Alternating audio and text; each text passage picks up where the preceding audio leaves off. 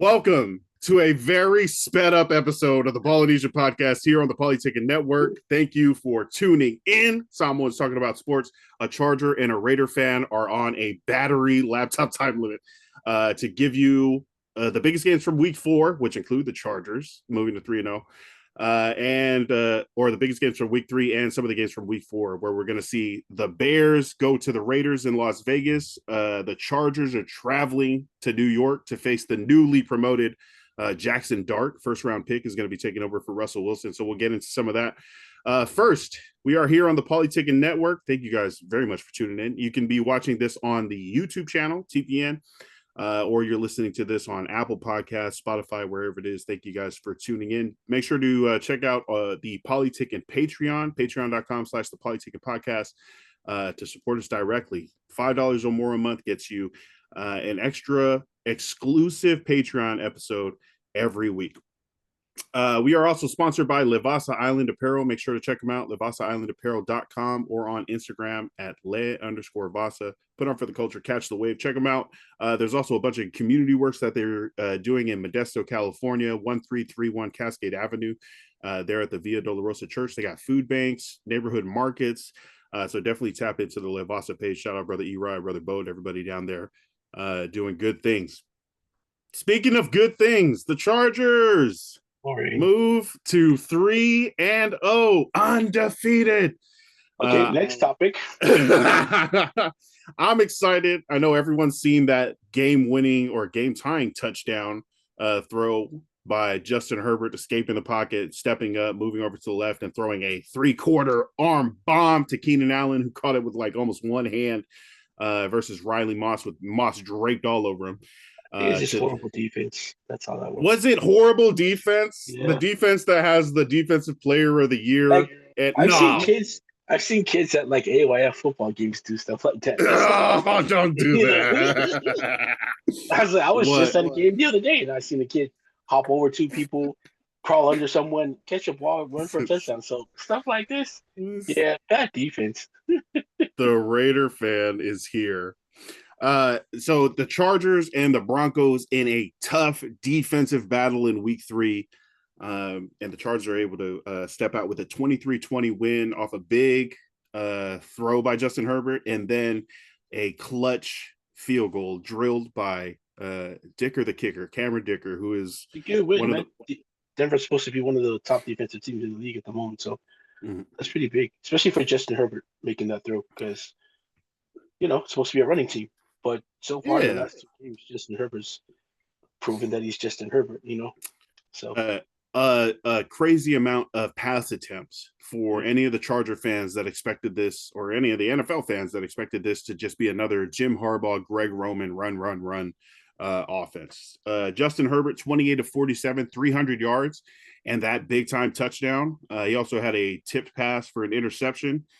And man, the offensive line in this one, right guard and right tackle. Right guard, Mekhi Becton out with a concussion. Right tackle, Trey Pipkins. I'm not sure if it was so we had in a backup right guard, Jamari Salyer, and a backup right tackle, Decalis, who we just picked up after that Rashawn Slater injury in like the last week of preseason. So they held up just enough, but Justin Herbert was pressured on 54% of his dropbacks. More than half the time, someone was getting through and moving Justin Herbert off the spot. So for him to, react the way he did and to be able to move around and get positive yardage and not make those pressures lead to sacks, I thought was huge. I'm not sure what the Chargers are going to do for the right side of the line.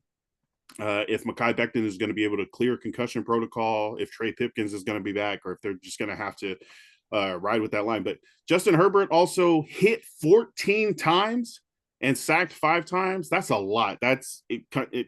There are teams that don't get sacked, in week. They're the Lions, I think, didn't get sacked at all versus the Ravens, whereas Lamar Jackson got sacked like 7 times in that game. So there's definitely a huge difference on how that plays out and how that can affect your team. So for the line to not be able to withstand Denver's defensive line, there were some times where the guard was literally getting thrown off of both feet into Justin Herbert.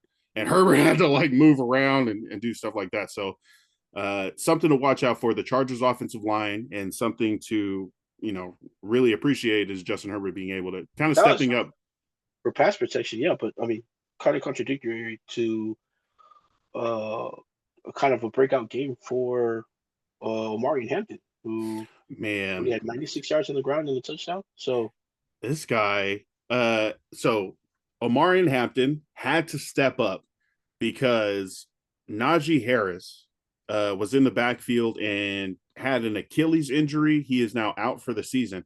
But I think it was a play action pass, right? Because he was supposed to fake, and then Justin Herbert ended up completing a quick pass there. But he was on the ground right in front of Justin Herbert, and Justin Herbert was like, "Oh, excuse me, I got to do this pass real quick." It looked really bad. They showed the injury in slow motion, which I didn't like. Adam Schefter posted the clip of the injury in slow motion, which I was like, we don't need to do that. So Omarion Hampton is going to be taking over. He had, career highs in carries, yards. He scored his first rushing touchdown. He also had a bunch of targets. Let's see, 19 carries, 70 yards on the ground and a touchdown, 7 targets, 6 catches, 59 yards. So that's huge for him to like be involved. The Chargers are going to have to find somebody else just to like give him a break, because the plan was supposed to be Najee and then Omarion Hampton, kind of similar to the Gus Edwards and J.K. Dobbins that they had last year, Thunder and Lightning. And also, Najee's a veteran. I saw a meme, a photo. It was like, here is a picture of a guy who hasn't missed a game in 5 years. And as soon as he signs with the Chargers, the curse fireworks his eye and rips his Achilles. The curse is real. But that's just... I think that's tough for Najee. Really wanted him to be kind of the vet and like the guiding presence and kind of just keeping everything balanced there. Running backs aren't like quarterbacks. So like the learning curve and a lot of those things are a little easier for running backs. Yeah. Depending on the system as well. But Omarion Hampton is the kind of guy that got a lot of carries at North Carolina. Mm-hmm. Featured back there, so I think he'll be fine. I think the more carries he's going to get now will probably, I think he'll get him more situated, more comfortable in the backfield. So I don't think the more carries he has is going to hurt him. I think it helps him. You know who else it helps? Fantasy owners who have Omarion Hampton. You know who it doesn't help? Guys who try to trade for Omarion Hampton after they see someone's actual team losing, and then try to take them and give them the running back that they wanted, who's on their team for the Anyway, look, I had Ashton Genty. You have Omarion Hampton. You need logs. I need logs. We can trade. You get your running back, the Raider, Ashton Genty. I can have my running back, the little Omarion Hampton. But I see that's not accepted yet. Good, but when me and you cheer for our teams, we don't get paid. When I cheer for my fantasy team, I'm hoping to get paid. Would you have accepted Ashton Genty for Omarion Hampton earlier that day? No, because I don't believe in the Raiders line at the moment, which we're going to talk about when we get back, when we get into something with the Raiders. I don't. Yeah, I was like, here's your running back. I give my running back. I know it happened after the injury. This guy was like, what a jerk. Yeah. Herbert having a good game. The defense definitely was out there. I know they were going against Bo Nix and probably some lesser known wide receivers, but Cortland Sutton still finished with game highs in targets, catches, yards, and touchdowns for the Broncos. 8 targets, 6 catches, 118 yards, and a touchdown. And it should have been more because Bo Nix missed him on like a 50-yard bomb that would have probably got the Broncos the win. That's another thing about this. The Chargers are 3-0, but especially this game could have gone way worse for the Chargers. The Chargers easily could have been 2-1, I think you'd rather have these wins than like blowout wins. Like right now, like early. Because you know that your defense can hold up against a lot of teams. So, like, the defense right now is taking the brunt of all the challenges coming from other teams, their offenses. So, I think you guys are in a good spot right now. I think the Chargers are in a good spot. And defensively, if they can stay healthy and that's not me wishing anything upon their defense. That's I'm excited if they can stay healthy. I think they make a really good run into the playoffs. So Yeah, I like it. And sitting at 3-0 in the AFC West, where the other three teams are all 1-2, that's a 2-game lead over the rest of the division and a pretty good schedule coming up for the Chargers. The Chargers have a possibility to be like 8-0. So we'll see how the rest of that goes out. The next game that they need to win is week 4 in New York, and we'll talk about that when we get into the week 4 games. All right, Unan, Forrest, the Raiders in week 3. How'd it go? Bad.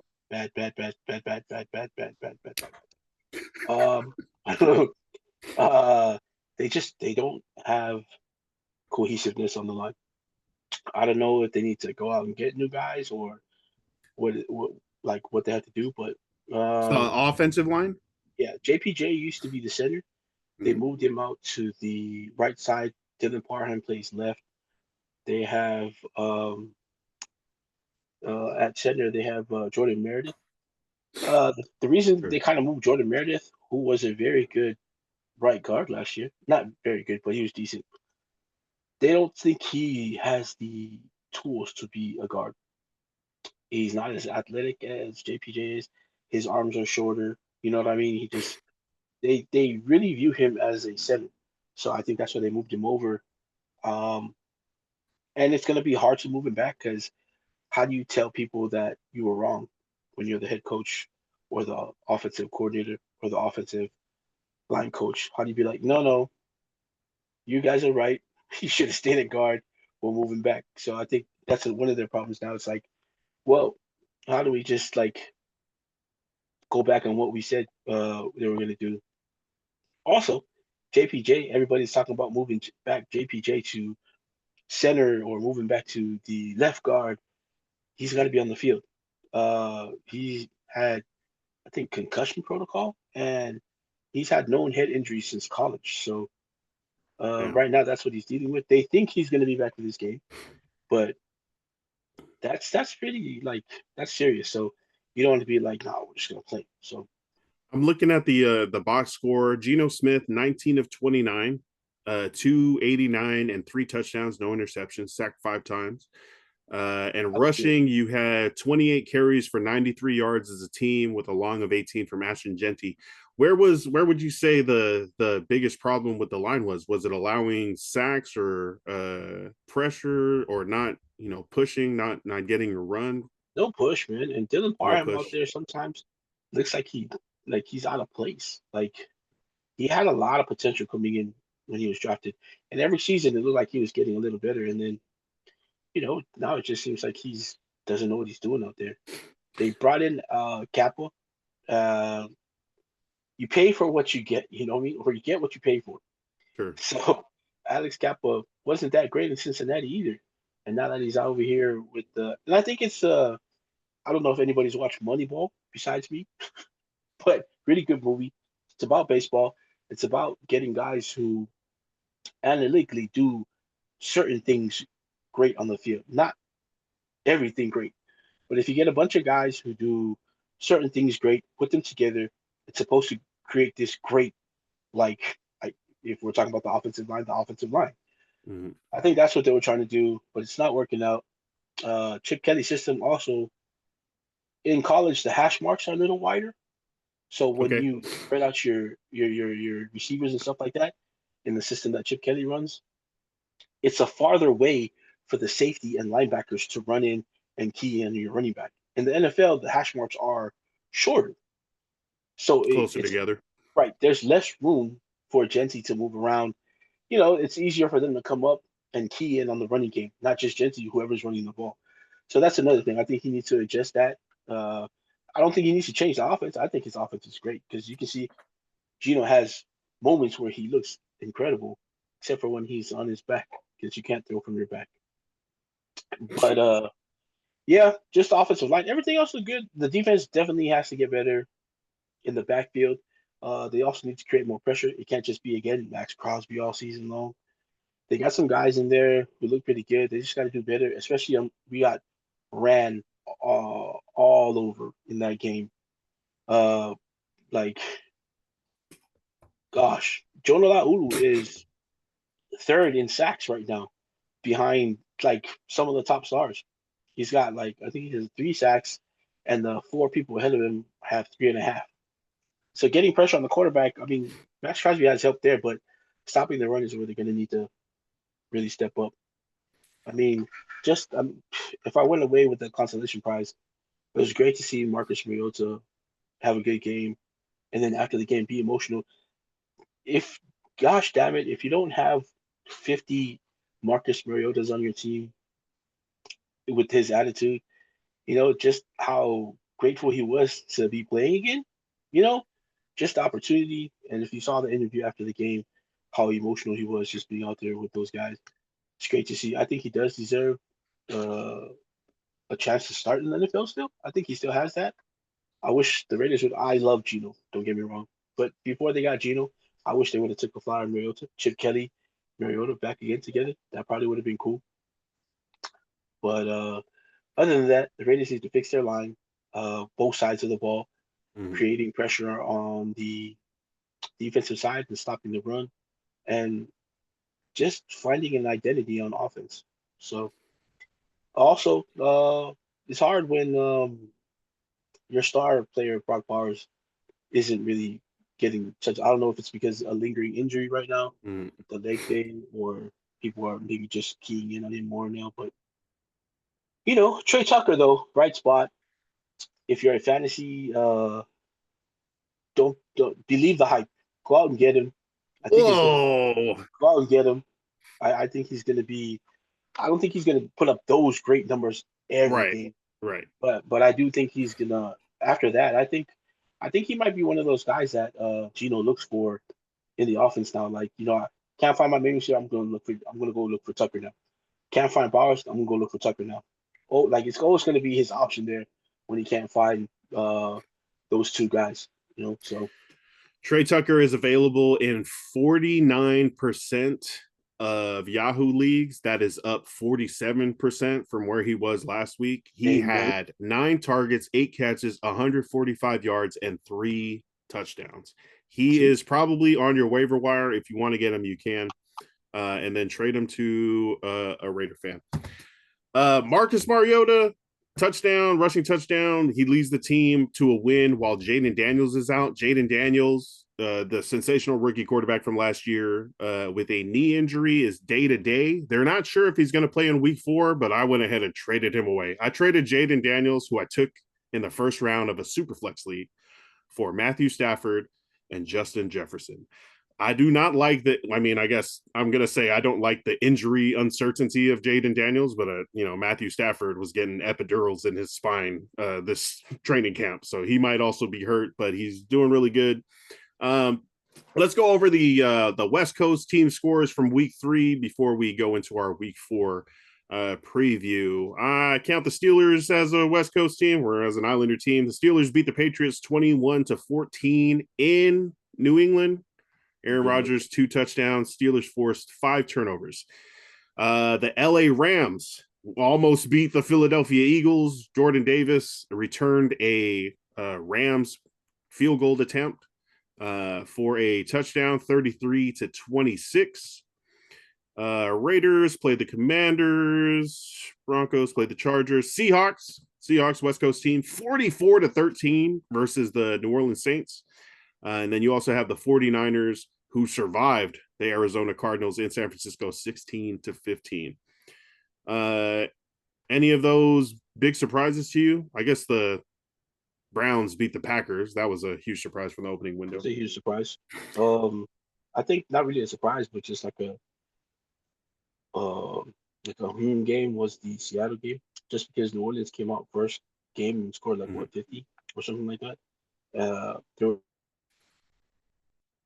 looking pretty good, and then it looks like all of a sudden we got a flat tire this past Sunday.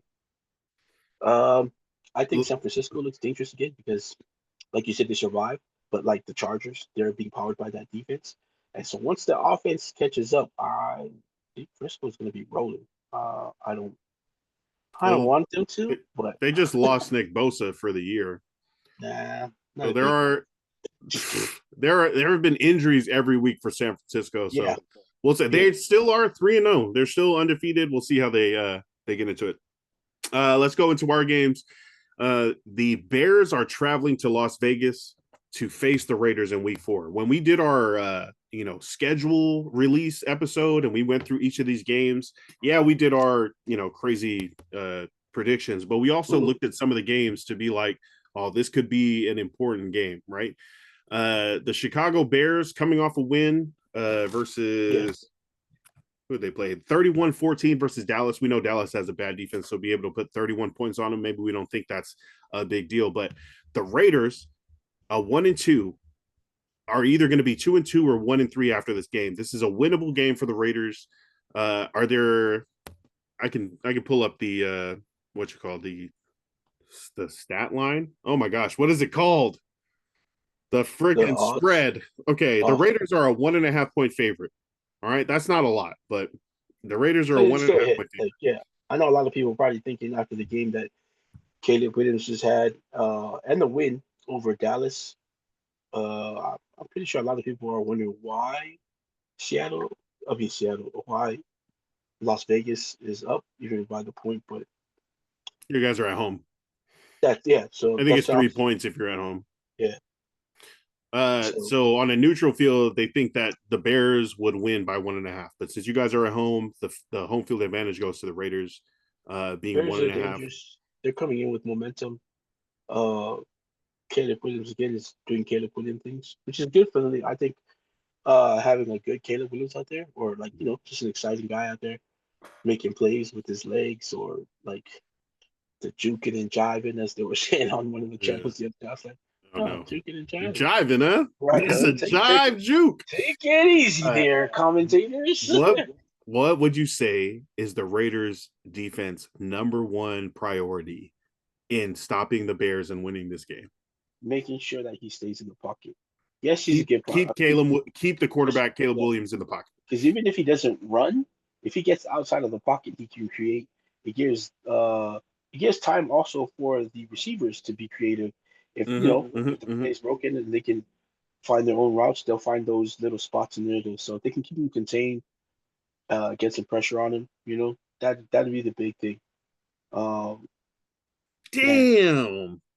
Geno Smith to throw 3 touchdown passes is 3-1. So if you bet $10, you can win $30.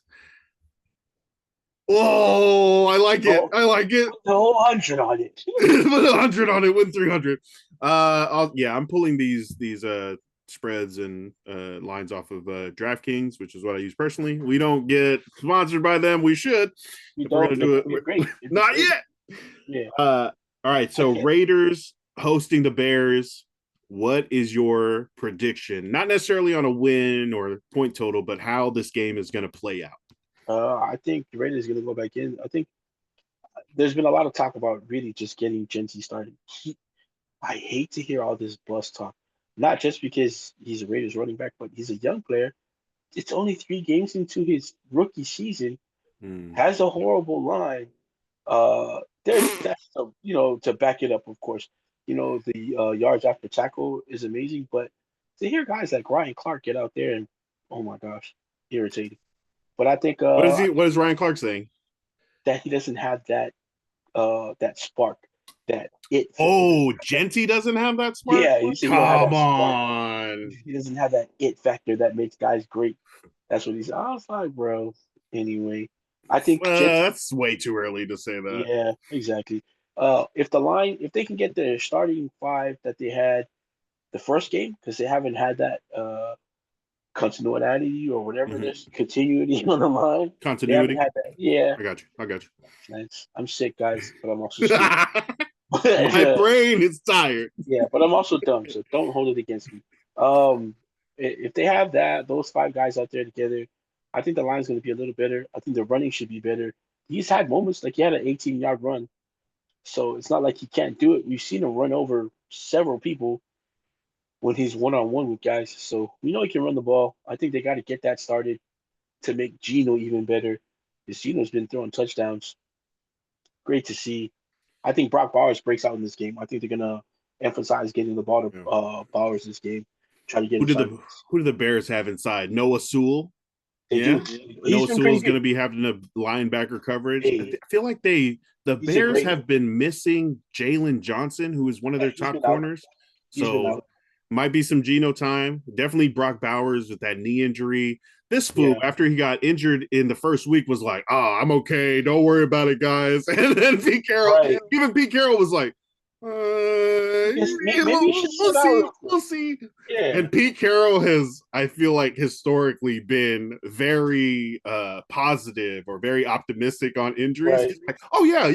And then the guy doesn't play. But even Pete Carroll was like, this kind of tough injury for Brock Bowers. So this is not only a get-right game for your guys' record to get back to 500, but also I feel like the vibes, if you go down 1-3, might be like, here we go again, this BS, it doesn't matter. And then definitely pundits, news people are going to be talking about it, so then fans and other people are going to be like, we're not able to do this, Pete Carroll's a bust, Genty's a bust, Geno's a nobody, you can't let that snowball into knocking out the entire momentum or hope of your season. So this is a big game, like we said in the before the season even started. Week 4 versus the Bears is going to be like a prove it game for the Raiders. Yeah, those talks already started. So it's really crazy.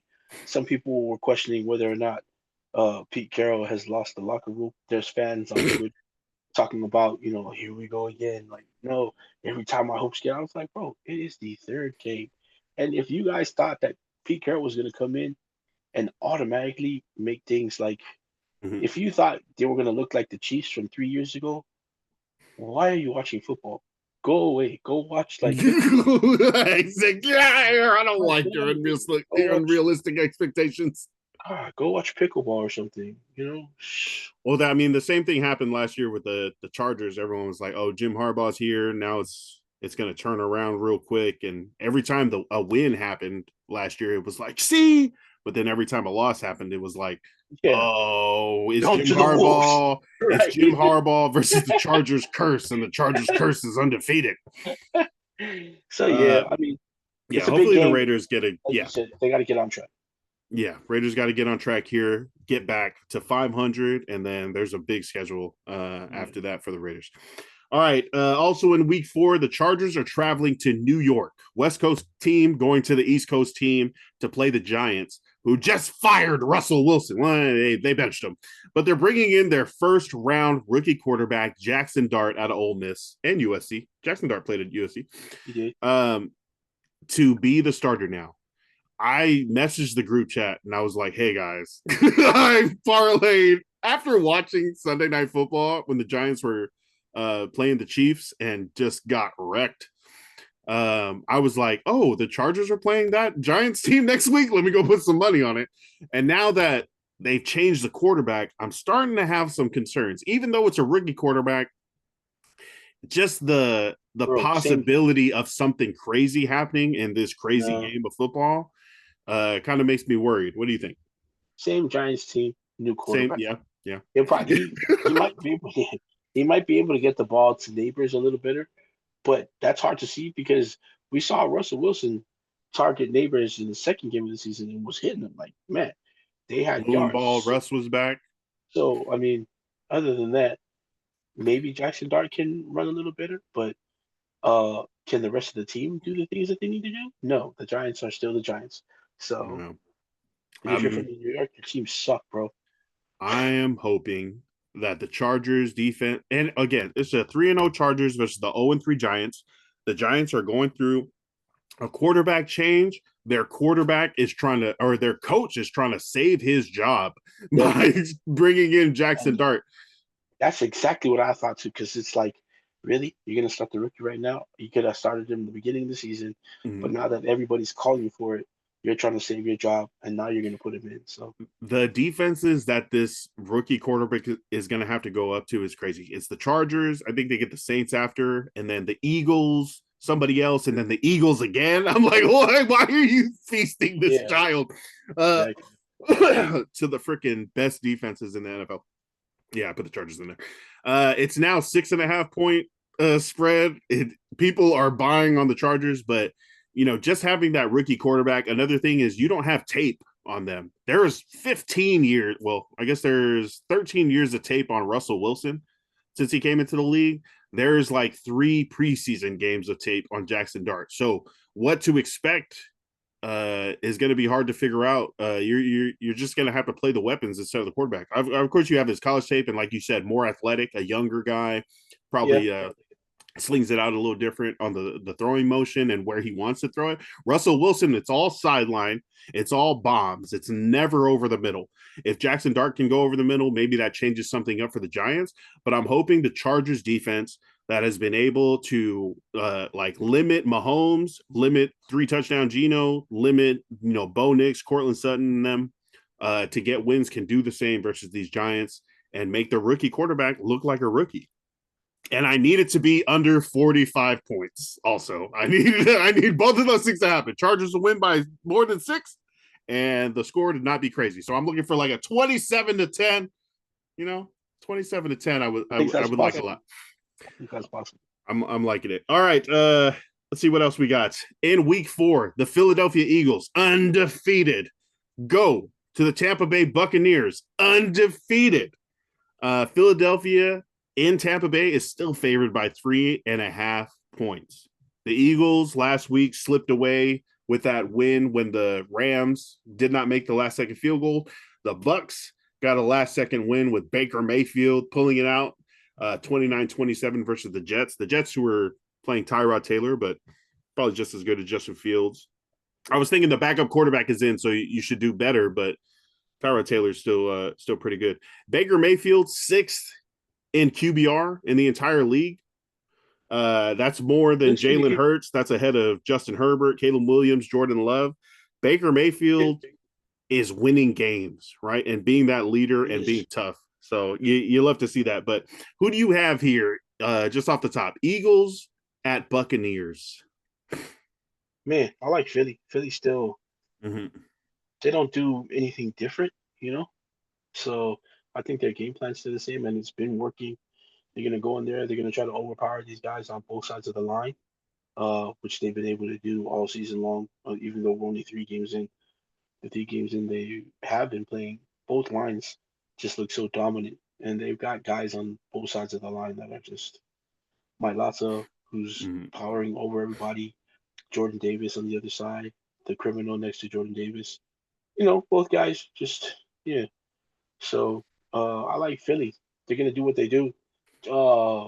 Hurts is starting to throw a little bit more. Devontae, he's going to get involved. They start getting they AJ had to. involved. They had to. And then Saquon, it's like having all these other things that are cool that can get you the win, and then you have like Superman back there. It's like, man, we'll just give it to that guy, and you're okay. But I do like the Bucs because they're a resurging team. They look great. They don't do anything Creamsicles. Crazy. Oh man, those jerseys. Oh, it was freaking throwback jersey week. The Jaguars were in like the Byron Leftwich, Mark Brunell ones, and then who else was it? There was another team that was like in their old jerseys, but it was definitely throwback. The Eagles at Buccaneers, Philadelphia by 3.5. I do like the Eagles more, but definitely could see something crazy going down in Tampa Bay. It's going to be 90 degrees. It's going to be 90 degrees when you're running around. Maybe the guys up from Philly aren't used to that kind of heat and humidity. You see something crazy happening over there. Another big game in week 4. I think we got about 20 more minutes of battery left. Ravens at Chiefs. Both of these teams are 1-2. When we looked at this before the season started, we were like, oh, week 4, Ravens at Chiefs. It's going to be a big who leads the AFC. And now both of these teams are just trying to keep pace with their division leaders. The Ravens are going back to QBR. Lamar's like 3rd in QBR. I think Patrick Mahomes is 5th. It's not the quarterback's fault that these games are not falling for the Chiefs or the Ravens. The Ravens, you could definitely point to these big fumbles by Derrick Henry at late game moments. One in every game. One in every game is crazy for Derrick Henry. For a guy who never fumbles? Yeah, crazy. Yeah, they were like he had 5 fumbles in 5 years, and now he's 3 fumbles in 3 games. I was like, oh man. The Chiefs, on the other hand, maybe still have a great defense. Spagnuolo's over there, doing what he does, but the offense has looked like they don't have any wide receivers because they don't have any wide receivers. Rashid Rice is out for a suspension. Xavier Worthy's been out for an injury.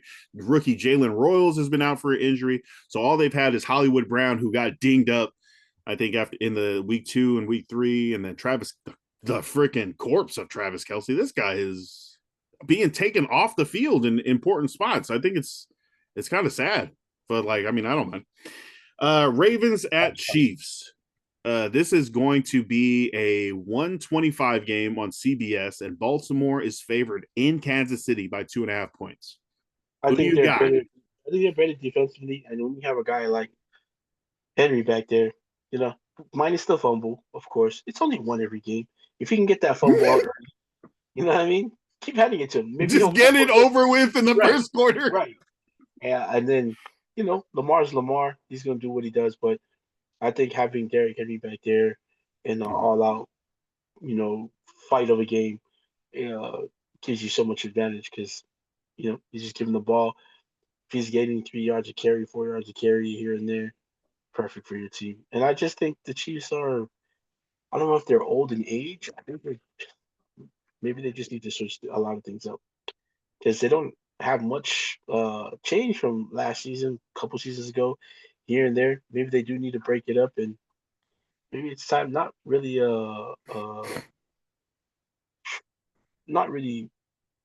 break the team up and blow it up and start over again. But there needs to be some changes on the team, I think so. Maybe they've all just been playing together too long. Oh yeah. So somebody's got to go. Travis Kelce, he's retiring. He's getting married. He's going on tour. See ya. Noah Gray's gonna step in. Did it this year. Bruh, he should have did it 2 years ago when his brother retired. They should have retired together. Now he's just been chasing this shit because his friends convinced him. Come on, man, we got to get 3. We got to go for a 3-peat. And he's just been sad and bummed. I could be on the Eras tour right now. Ever since he grew out his hair and started leaving one button open on his shirt, that's fashion. That's yeah. Hey, he was a buzz cut, t-shirt wearing menace on the field, and now look at him. He's a husband. Future. All right. I'm always gonna go against the Chiefs. I got the Ravens here.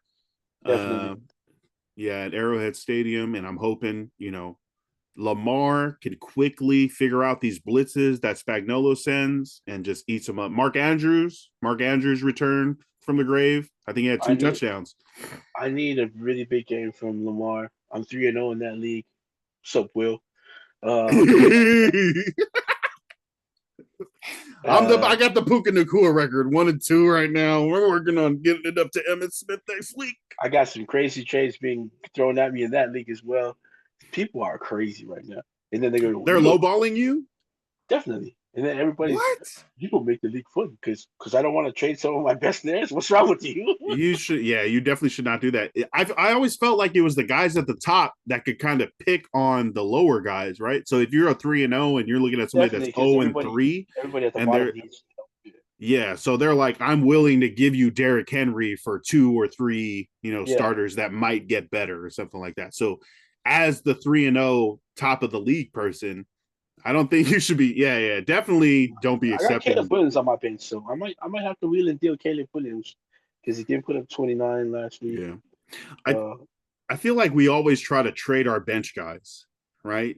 And it just in fantasy in general, right? If you're like, I got a really good guy on my bench, you try to trade the bench guy, but someone looks at your trade offer and they're like, man, that's not even his starting quarterback. It's a nobody, and he's trying to get my starting receiver or something like that.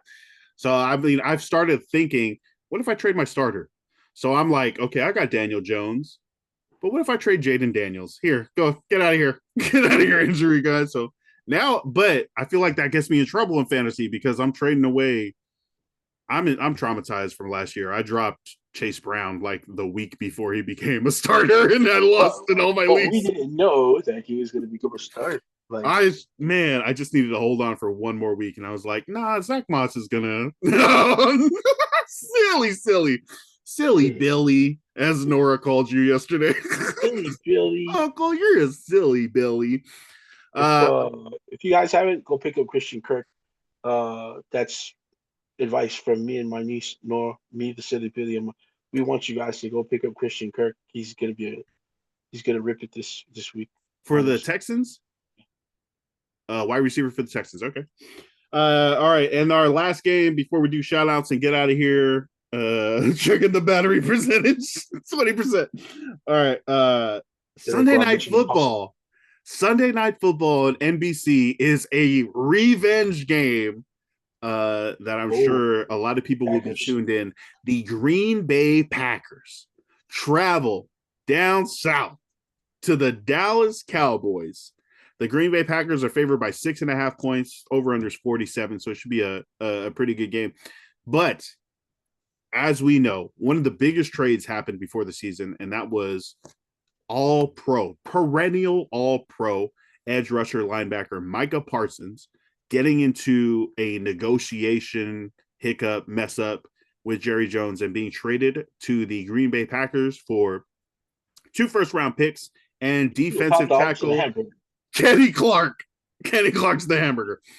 So the Cowboys haven't been doing all that great. 1-2. The Packers, 2-1. Probably looked past Cleveland at this game and ended up losing last week. But now they're in this one. And so I think someone asked Micah Parsons, he's like, what's it going to be like to sack Dak Prescott? He's like, he said, it's going to hurt. And I was like, it's going to hurt who? Are you going to hurt him? He's like, I'm going to make it hurt. No, he was like, that's my dog. It's going to hurt. But this is my team now. So exciting. The Packers and the Cowboys on different trajectories. We expected the Cowboys, even though they only had 3 stars, Dak Prescott, Micah Parsons, CeeDee Lamb, to try to snowball that into some wins and actually covering down for other players. But now that you have Micah Parsons with the Green Bay Packers, the Dallas Cowboys on defense have been very bad. Gave up 31 points to the Bears last week. I think they were in that big game versus the Eagles to start, but their defense gives up points, right? I don't know exactly what that is, what position is lacking. You definitely had an edge rusher that could speed up your opponent's quarterback, but no more. The Packers, on the other hand, have had like a middling offense under Jordan Love because they don't have a lot of, big name wide receivers, but those, wide receiver twos begin stuff done. They got like 5 of them. Christian Watson is still, ready to come back. He's injured, but you got Romeo Doubs, the rookie Matthew Golden, Jaden Reed, who's always catching touchdowns. He's hurt though. I think Reed's hurt. Yeah, Reed is on IR now. I'm hoping he comes back. I need some wide receiver help. But yeah, who do you got in this game, and how do you think it's going to go? I like the Packers. I think, like you just said, defensively they look amazing. And it's not just because Michael Parsons. They already had Rashawn Gary on that side of the ball. Right. Their DBs are playing lights out. They got Van Ness, who's playing better this year. So they look really good. And then, again, like we just talked about, Jordan Love is one of the better quarterbacks in the league, and he's got guys he can throw to. Again, they're not like superstars in the league yet, but they get things done. They can score in bunches. So, yeah, I like the Packers. I think the Packers are the better team. I worried that somehow the Dallas Cowboys are going to score just enough points. I will definitely take the Cowboys spread. I don't think the Cowboys are going to lose by 7 points or more. If it is, it's just because the defense just can't, hold down an NFL opponent's offense. But I still like Javonte Williams for the running back for the Cowboys has been, serviceable. Yeah, decent. And we weren't expecting that before. We were expecting, they just got to throw it to CeeDee Lamb, George Pickens, Jake Ferguson. Lots of catches, the tight end for the Cowboy. But the running game was always kind of suspect. I think guys were drafting Alfred Blue. Was it Alfred Blue? That sounds old. Drafting other running backs thinking that, maybe one of them might pop. But Javonte Williams, I think he scored 2 touchdowns in that first game alone. And then just showing that maybe we're a different team. Maybe the Cowboys are a different team. Maybe they're a run out the clock kind of team. It's like, oh, we're bad, so let's make sure to get at least 3 or 4 runs every drive so we can get that clock, keep that clock running so we can get out of here. Stuff because they got some 2 really talented wide receivers out there in Lamb and Pickens when he's not breaking helmets on the sideline. Oh my gosh, Pickens flipping out. Okay, here is a prediction question for you. How many sacks, or will Micah Parsons get a sack? And if he does, will he get more than 1? 5. Revenge. 5. Yeah.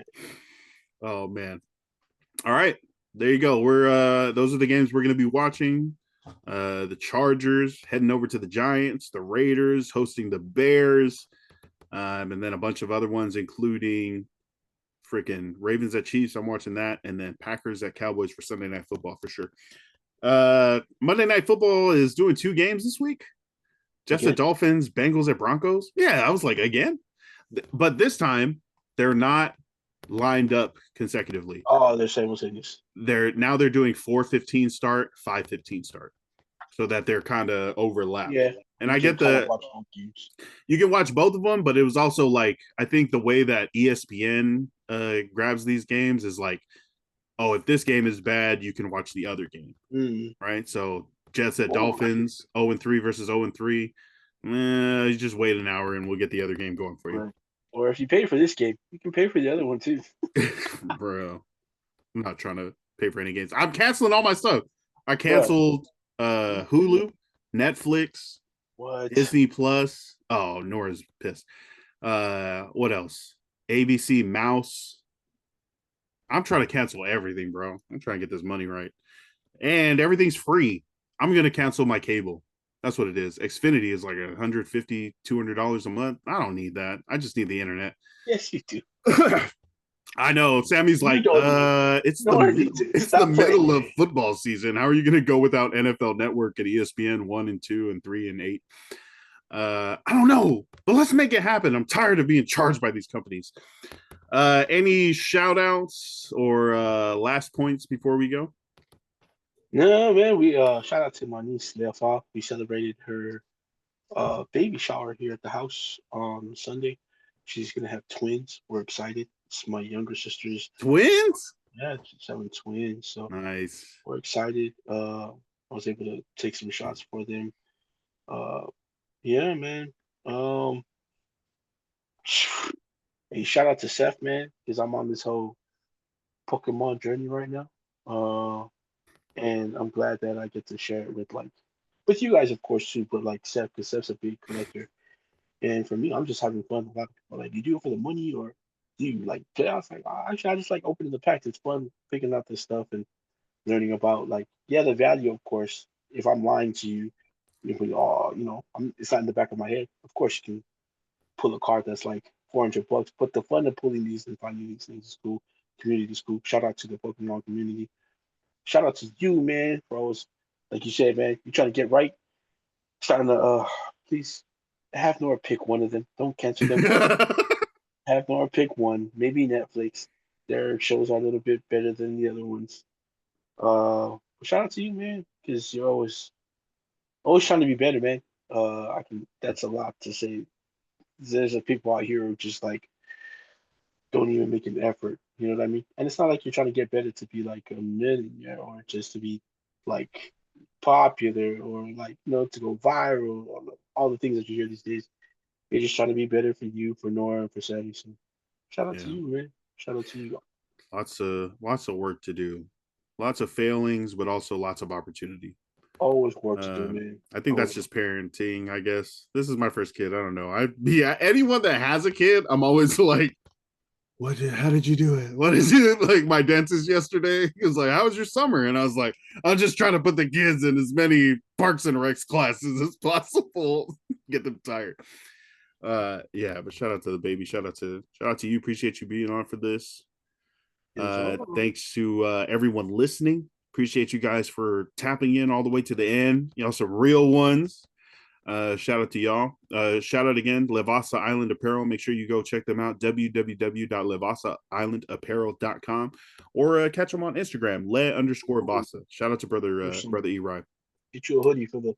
You can see I'm sick right now. I needed a hoodie because it's funny how the temperature changes out here in PNW. The sun's still out, but it's cold. It's that like It's super cold sun in the morning, right, warm in the afternoon, kind of a little cool in the evening. Same sun, layers, but it's cold. Same sun. Yeah, shout out to everybody. Thank you for tuning in. This has been the Ballinesian Podcast, recapping week 3 and prepping for week 4 in the NFL season. Make sure to send us any questions you want us to answer any kind of things you want us to look out for. Ballinesian@gmail.com, or you can DM us at Ballinesian on Instagram or TikTok. All right. Go Chargers. Go Raiders. Go our teams. Go Ballinesian. Go Levasa. Go TPN. Everybody go out there and go. Go be great, man. Hey. Don't let no one tell you you're not great. Go be great. That's why we say stay ballin'. Hey, shout out Jimmy Kimmel. Hey, he's back. Also, what's up with Tylenol? Is that real? I don't think so. I guess I've been taking Tylenol my whole life because I've been taking autism pills for 30 years now. It explains a lot. It explains a lot for me. I'm high functioning. I'm very high functioning sometimes. I'm high all the time. Thank you guys for tapping in. We'll see you guys next week right here on the Polytickin Network. This has been the Ballinesian Podcast. For Coach Forrest, I'm Lance Falatongo. See you guys next week. Stay hydrated, stay blessed, stay ballin', love and light. Peace. You ready for the rapture? It's over.